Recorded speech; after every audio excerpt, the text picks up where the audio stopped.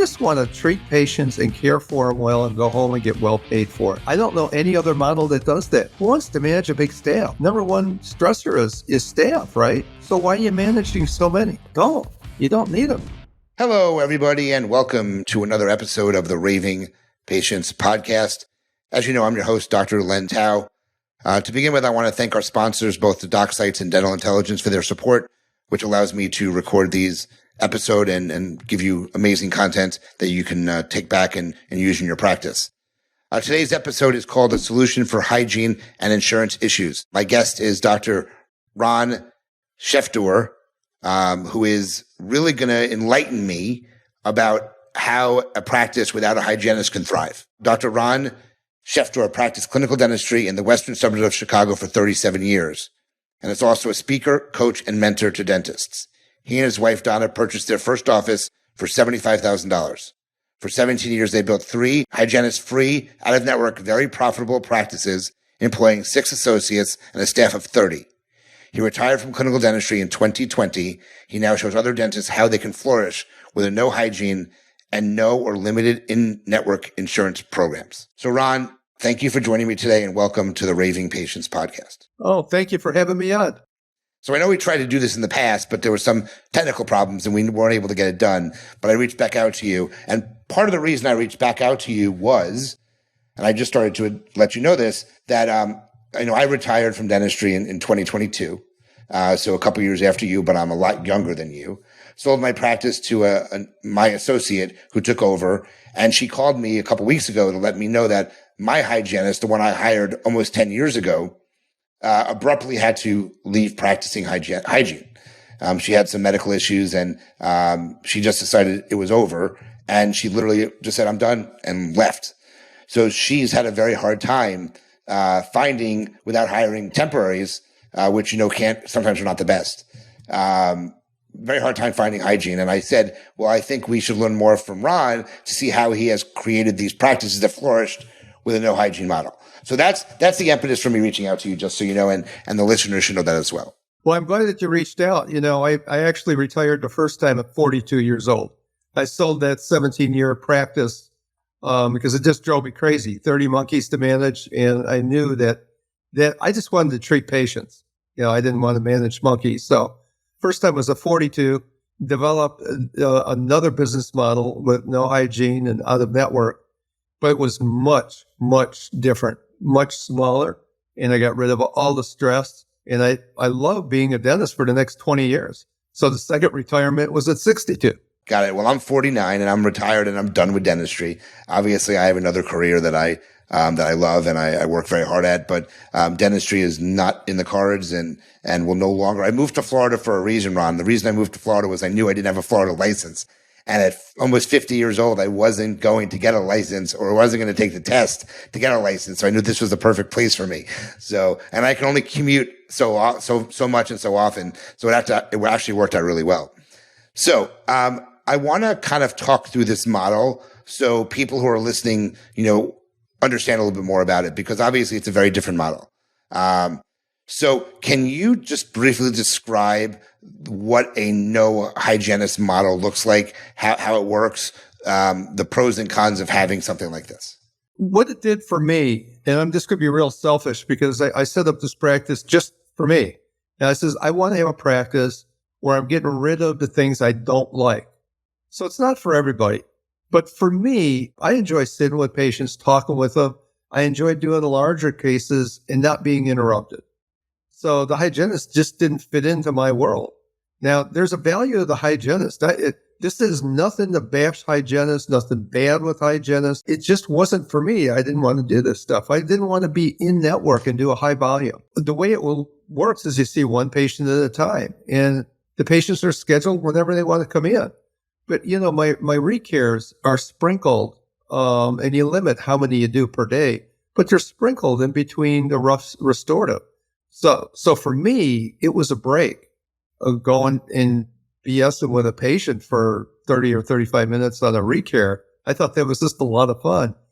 And because of that, it was 37 years. I have no chronic neck issues, back issues, hand problems, physical problems.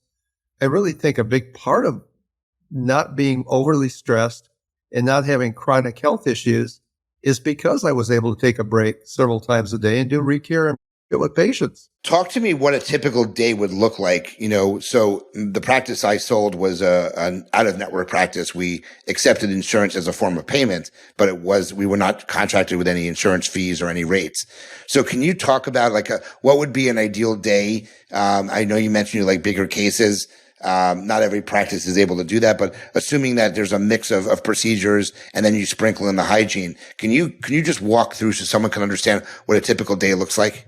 Sure. So try to limit your hygiene or recare to 4 a day. So if you have 4 a day and the doctor time is a half hour, that's 2 hours of your day is going to be spent with a recare patient, finding more work, building rapport, and just basically relaxing and having fun myself. So the other 6 hours of the day, you have your scheduled restorative. So most dentists aren't going to do one filling, right? So you schedule quarter or half mouth, whatever you've got to do on fillings. So most doctors just spend an hour or hour and a half with the patient. Is it really unusual? You get a crown sprinkled in there. Most dentists are doing 15 to 25 crowns a month. So almost every day you're doing one crown. Most doctors schedule about an hour or so. So you got, a few fillings for an hour, a crown for an hour. You got a mouth guard here, maybe a denture here. So you're doing your half hour to hour and a half or 2 hour appointments throughout the day. Now, if you go bigger cases, obviously, like let's say you're doing 12 veneers in the front, or you're doing, full mouth rehab case, which I didn't do many of those, but I still did some. Sometimes those will be 3 hours at a time or more. A sedation case sometimes will take 2-3 hours. So you just schedule whatever comes up. And my schedule was filled maybe about a week ahead.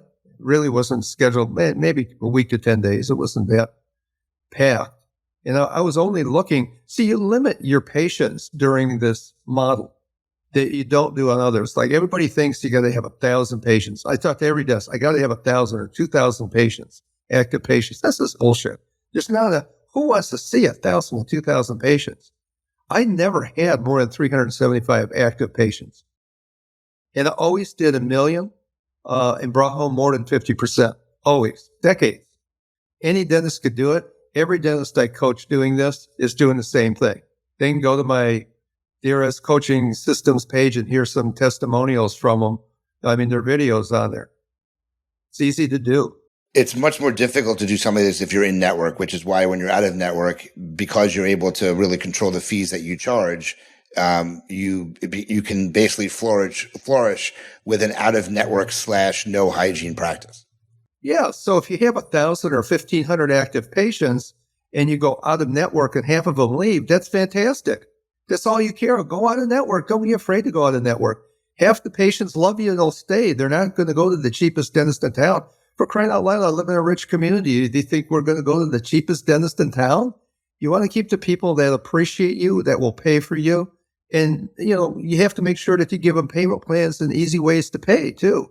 I had a lot of people, very middle-class, blue-collar people that would pay my fees because of the service we provided. And I showed them how they can afford it and how we can do it in stages. Got it. So I think one of the big things and just want to recap what you said, you limit yourself to maybe four hygienes per day. So then if you work a 4-day week, you're doing 16 hygiene. And in a month that you're looking at approximately, 64, which is why you have to have a relatively smaller practice. Otherwise you're going to be bombarded with too many patients, to be able to clean their teeth, to be able to do the dentistry that actually makes the money.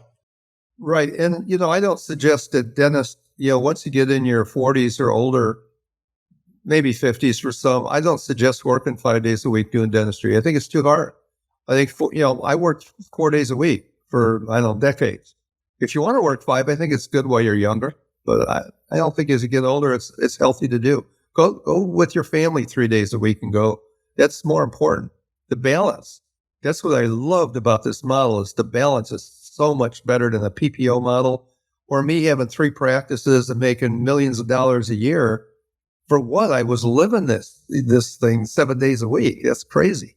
it appears that you mentioned, your dollar amount was over $1 million and your overhead was in the 50 percentile, partially because you're below 50%, partially because the staff salaries are definitely less expensive. Your overhead is going to be a lot less because the main overhead that you pay is at least 20+% on staff salaries. And in this case, you're eliminating one of the more expensive employees that you actually have. Yeah, mine was 10%. I mean, I had 3 employees. So you do $1 million to $1.2 million, you only need 3 employees. And then if one quits, you're never left-handed. You could get by with 2, but 3 is nice because if something happens with one, you could still have a good day. I don't know any dentist that really can't produce $6,000 a day. That isn't that difficult to do with out-of-network fees.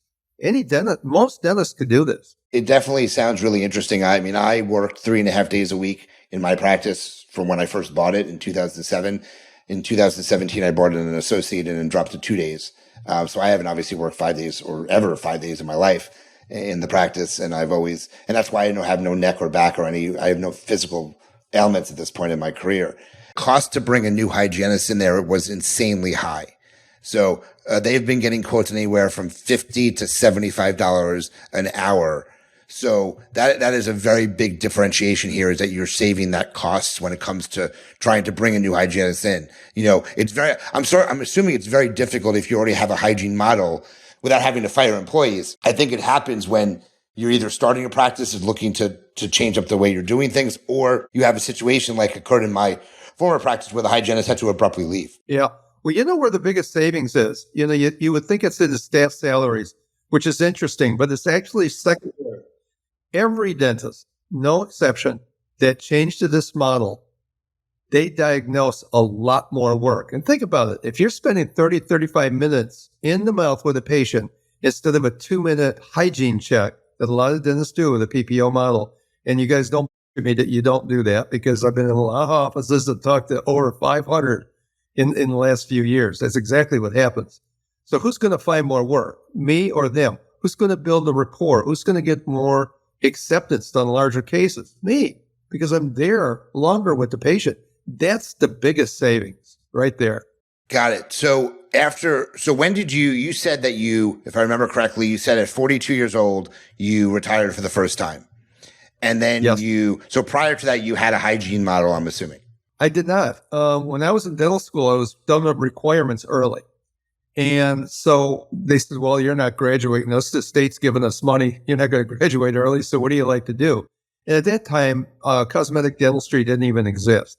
So I like, the larger cases and making people look good, gums healthy, just like taking good care of people and spending more time with them. They said, well, that's a prosthodontist. So they had a GPR clinic. They put me in the clinic with a prosthodontist.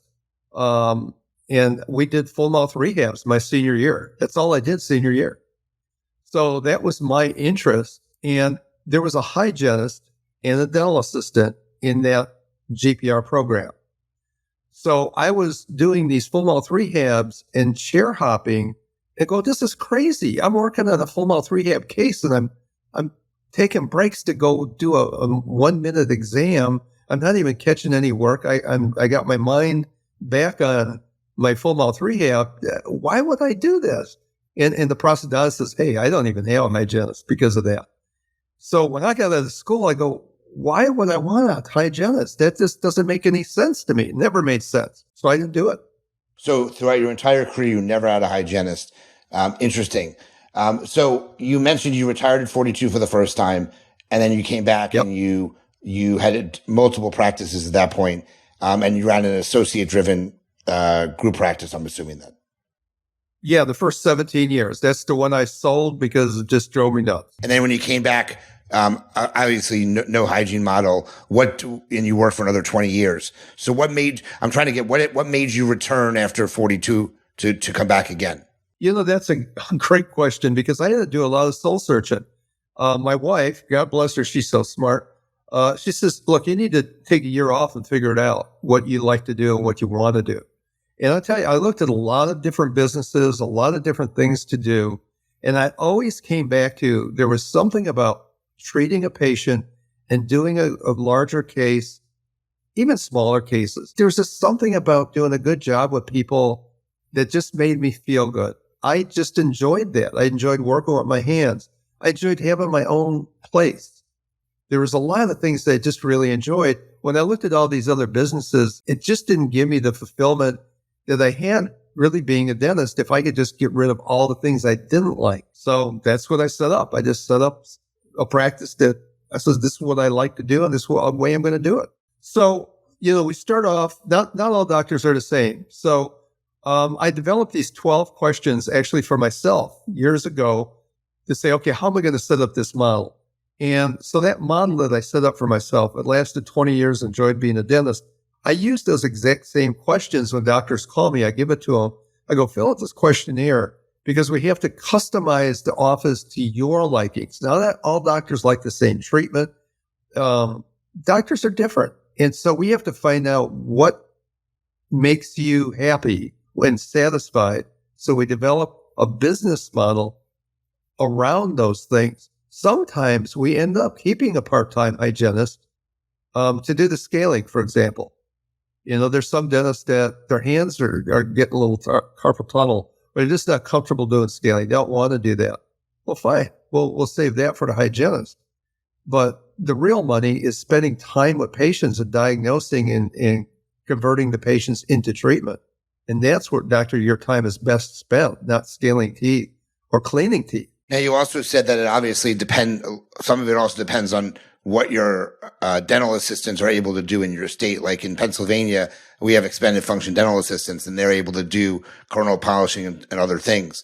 So if you're in a state that doesn't allow those things, I think it's a much more difficult model to implement. Is that correct? That's absolutely right. I mean, the dental assistants are so important. They're all the things that they could legally do, and then the products division. I want people to use some products that I know that work better than a lot of the stuff that you guys are talking about now. I don't want to get in trouble and mention all the big names that don't work really well. But there's products that work better. And so, the assistant has the time to do that from the x-rays to scans, right? Let's say if I do a lot of same-day dentistry, and there's a lot of people that need mouth guards if you know what to look for.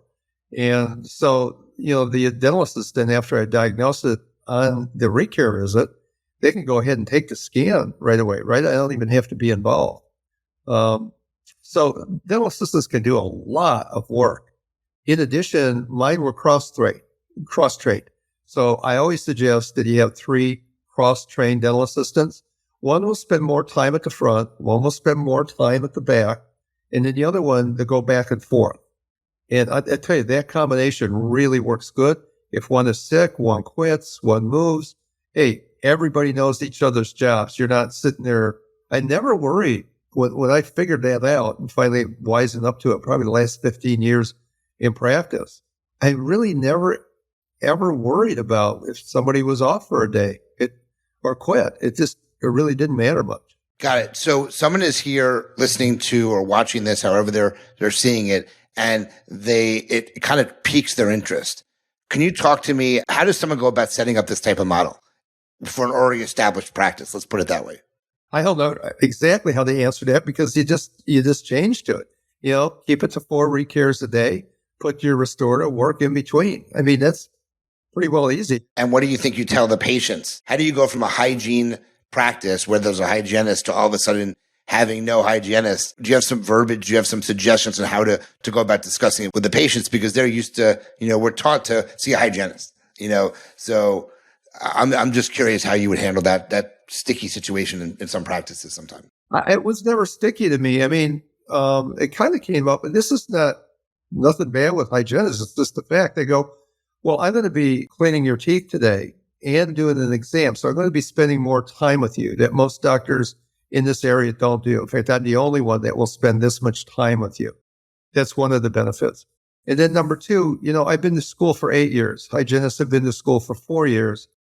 Who would you rather have you clean your teeth and spend more time with you for the same money? And patients took that like, I'm actually getting better care. That was usually what patients said. Oh, I'm getting more doctor time, better care for the same money. I go, yeah, it's not going to cost you any more. And you got more doctor time. This was an elevated kind of a concierge office now.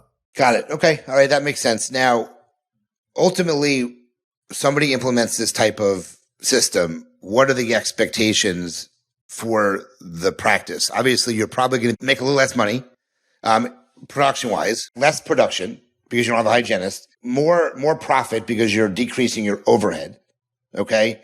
But you'll have more free time to do other things that you want. That's ultimately what to expect when you implement a model like that. Is that correct? Well, just to have a little card here, what did this model do for me? Less staff to manage, less overhead, no in-network insurance. I was able to retire, sooner than most dentists, less work hours, days, no reversing 20 to 50% of my production. So you don't have to work as hard, no chair hopping. I never had this struggle with stress about what to do with patients when I had hygiene issues. What did I have more of? I have more time with patients, more thorough diagnosing and patient education, which is a fun part of my day. Caring for patients at a very satisfying level. We know when you go in for a 1-minute exam, in the back of your mind, you're not doing the patient right. I mean, all dentists will admit that to me. Now you're satisfied. You did a really good job spending time with patients and caring for them. More dentistry that I wanted, the dentistry that I wanted to do, I got to do more of. I had a lot more time off, a better balance in my life. And I had an income that most dentists always want. You don't want to do. To do $1 million and to bring home $400,000 a year, most dentists would be pretty happy with that, working 30 hours a week and 3 employees. Now, can I make more? Oh yeah, the guy's doing all on 4s. And if you just want to make money, well, I could show you my 30 employee model and you can make 4 times more. But so what? So how much money do you need? Yeah. How do you define success? How much money do you need exactly? Right. I mean, to me, what I want to do is be satisfied, and how much stress do I have to go through to get that income was way more important to me. This is not real stressful to get that kind of income, and most doctors would be happy for it. This isn't to see who's got the biggest one here. Oh, I make more money than you, and hey, I made more money than you. You come and tell me what you're making, and I'll bet you in today's dollars, I was making more than you. With the exception of the guys maybe doing all in 4s, they're probably bringing home $2, $3, $4 million a year. That's just recently that's been able to happen. But, if you just want to make money, you better see it shrink, because there's a lot more to life than just making money. I don't disagree with that. And I know we wanted to touch a little bit on insurance. I obviously, with an insurance-based practice, it's very difficult to do something like this because of the patient volume and the amount of reimbursement you're getting.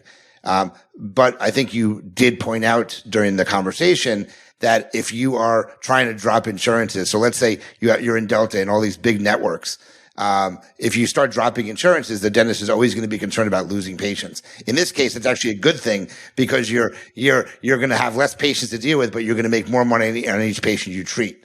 So that if you're looking to switch to this model, dropping insurances, if you already take them, is an imperative thing that you do. And we always say, don't ever say, you got to get this out of your language, dropping insurance, because you'll say that to your staff, and they'll say that to the patients, and everybody's scared and everybody's leaving. You're not dropping anything. The way to word it is to say, we've changed the contract with the insurance company. We're just working things a little bit differently. And so we still take your insurance. We're going to maximize your insurance. We're still working with them. We just changed the way they were doing with it.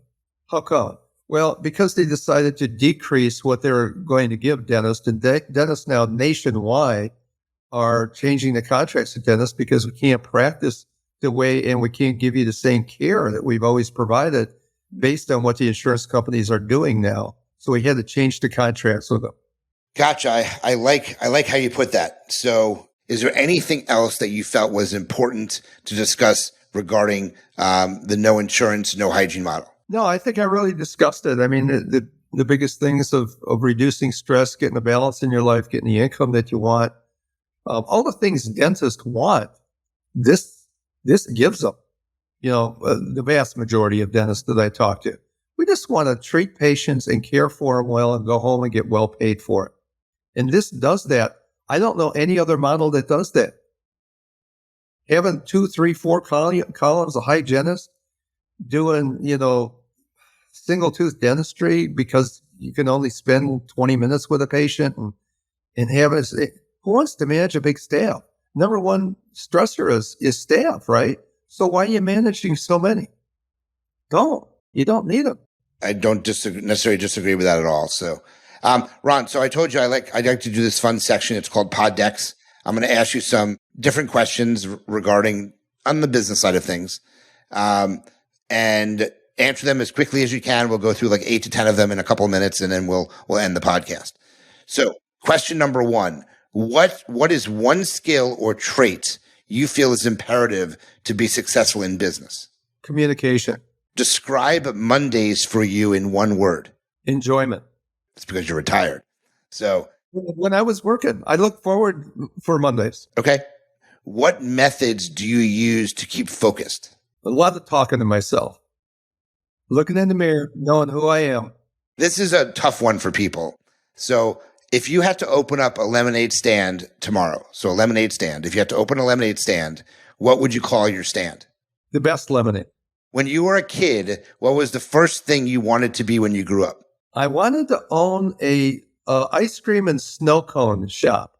And so I did it in my driveway and dreamed about having my own business. Okay. All right. Who did you look up to for advice or membership? Or who do you look up for advice or mentorship? There was some really good mentors along the way some years ago, but it started probably with Woody Oakes of The Profitable Dentist from years ago. And he still gives good advice if anybody even follows him on Facebook now. He's quite a unique individual that just consistently for years gives dentists great advice. There's about 6 or 8 more, but that's one of my heroes. What is one subscription that you can't live without right now? I don't have any subscriptions. No subscriptions, no Netflix or anything like that? No, I could live with one. I don't need them all, any of them.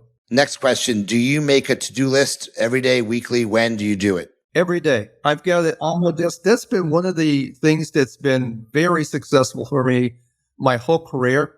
I have a standing list here. Standing lists on my desk. I've got 3 of them. One's immediate, one's intermediate, and one can be done in a few months. And I worked off those lists for probably the last 40 years. Okay. And last question. What business-related book has inspired you the most? Or in other words, what is your favorite book? The current one I was reading, Just One More Time. And I forgot the author. I can get it for you. But just one more. If you start to have that, things are tough. You know what? You could always do just one more. And a lot of times that one more makes a world of difference, at least I found in my life. So don't quit. I guess that's the bottom line. Got it. So, Ron, if somebody is listening to this podcast and they have interest in learning more about the no-hygienist model, what is the best way they can reach out to you? How can they, get in touch with you so you can kind of give them some advice on moving in this direction? They can go to my schedule on pharmaden.net. That's PHARM like in mother, A, D like in David, E, N like in nickel.net.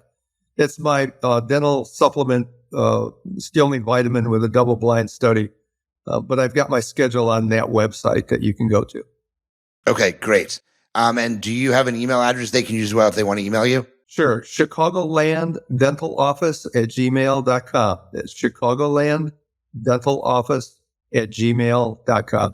Well, Ron, this was very enlightening. Thank you so much for sharing your expertise in this particular, very niche type of practice. So thank you so much for joining me today. Guys, if you like this episode, you're interested in potentially having a no-hygienist model, please reach out to Ron. Ron is the expert in the space. He always talks about it online. He has some really great success stories from his clients. So please feel free to reach out to him. He just gave you his contact information. If you like the episode or you think one of your colleagues would benefit from it, please share it. Please subscribe. Please review us. Please like us. Please do all of those things I normally ask. I want to once again thank the sponsors, both the doc sites and Dental Intelligence, for their support. And I want to remind people that I'm having my first live event in Delray Beach, Florida, September 29th and 30th. called Supercharge Your Dental Practice. It is a 2-day business and marketing event. You can check out superchargeyourdentalpractice.com.